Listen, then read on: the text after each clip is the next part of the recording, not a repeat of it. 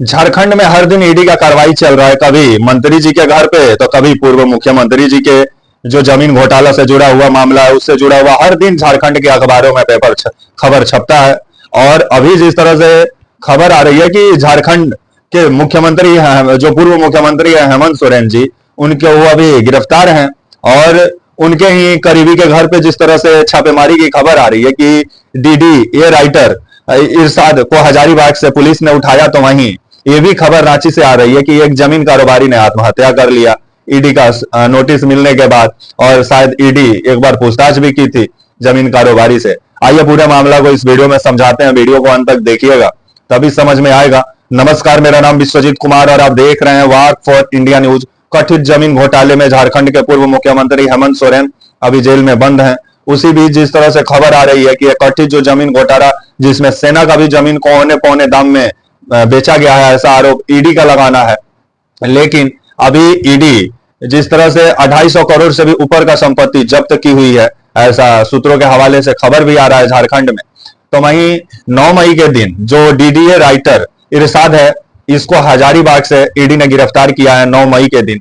और 9 मई को ही झारखंड के रांची से खबर आ रही है कि रांची में जो मित्रा रोड के सिल्वर डेल अपार्टमेंट निवासी जो कृष्णा कांत सिंह है, वो जमीन कारोबारी भी बताए जाते हैं। उनको ईडी समन भी किया था, पूछताछ में भी शामिल हुए थे, जिसके बाद ईडी एक बार फिर से उनको समन किया, जिसके बाद वो खबर आई 9 मई के दिन कि वो पंखे से लटक कर अपना जान दे दिए।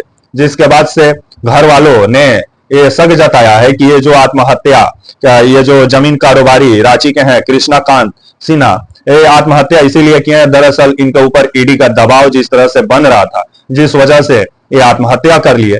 तो ईडी कितना निष्पक्ष होकर काम कर रहा है आप तो देख ही रहे हैं कि सिर्फ विपक्ष के घर पर ही ईडी का तोता हर दिन पहुंचता है, लेकिन सत्ता में बैठे कभी हेमंता बिस्वा शर्मा के घर ईडी नहीं जाता है। कभी ईडी जो चक्की पीसिंग थे आपके अजीत पवार जी, उनके घर नहीं जाता है। लेकिन अभी झारखंड में ईडी डेरा डंडा डाल के बैठा हुआ है, क्योंकि 14 को सीट भारतीय जनता पार्टी को हर हाल में जीतना है। आप पेपर का कटिंग देख रहे हैं ना, किस तरह से मोदी जी किसानों को गारंटी दे रहे हैं। और मोदी जी इसी का गारंटी नहीं देते हैं कि एमएसपी पर ही गारंटी दे दें कि एमएसपी एक तय कर दें सभी फसलों का कि उसके नीचे ना कोई खरीदेगा ना कोई बेचेगा। लेकिन मोदी जी ऐसा कर नहीं सकते, बस बड़ा बड़ा विज्ञापन छपवा सकते हैं। तो वहीं अब झारखंड में काफी राजनीतिक माहौल गर्म है और आपका बीजेपी और आजसू पार्टी का गठबंधन हुआ पड़ा है। झारखंड में एक सीट पर आजसू लड़ रही है, तो वहीं झारखंड के 13 लोकसभा सीट पर बीजेपी चुनाव लड़ रही है। और इंडिया गठबंधन अलग अपना मोर्चा बनाए हुए है।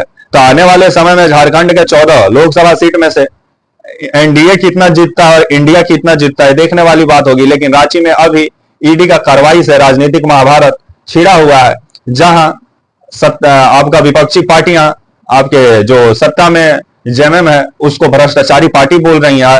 तो आने वाले समय में क्या झारखंड के मुख्यमंत्री कब तक बाहर पूर्व मुख्यमंत्री हेमंत सोरेन जी कब तक बाहर आते हैं, देखने वाली बात होगी। लेकिन अभी झारखंड में ईडी का ताबड़तोड़ कार्रवाई चल रहा है। तो वहीं 9 मई के दिन जिस तरह से एक जमीन कारोबारी ने आत्महत्या किया रांची में, तो इस पर ईडी पर भी बहुत सारा सवाल खड़ा होता है कि ईडी कैसा प्रेशर बनाई कि आखिरकार जमीन कारोबारी पंखा से लटक गया। तो ईडी को तो जवाब देना चाहिए। तब तक के लिए आप मुझे इजाजत दीजिए और आप हमारे channel walk for India news को प्लीज लाइक और सब्सक्राइब और शेयर करना ना भूलें।